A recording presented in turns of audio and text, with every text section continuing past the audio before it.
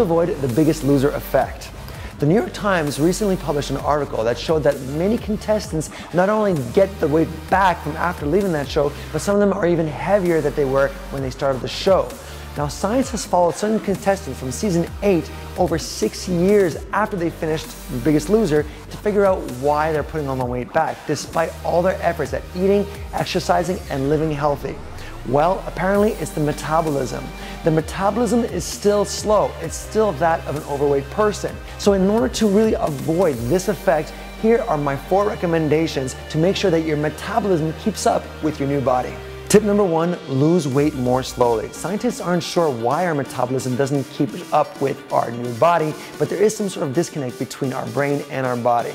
So, I know it's hard to sound because a lot of us want to lose weight fast and right now, but you need to do it safely, effectively, and long term. So, go for 1 pound, 2 pounds, maybe 3 pounds per week, and that's it. What you see on The Biggest Loser is not real, and as we see, it's not long lasting. Tip number 2, cycle your calories. Now, a lot of these calories come from carbohydrates simply because of their effect on insulin, so think of it as cycling your carbs.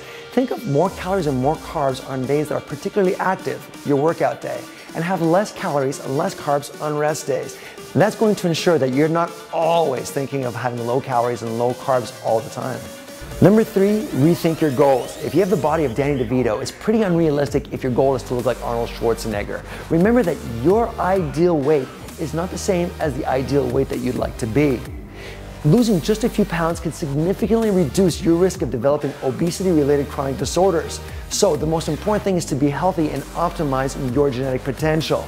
Remember that losing a small amount of weight and keeping it off is much healthier in the long run than losing a whole bunch of weight in very little time. Tip number 4, try weight loss intervals.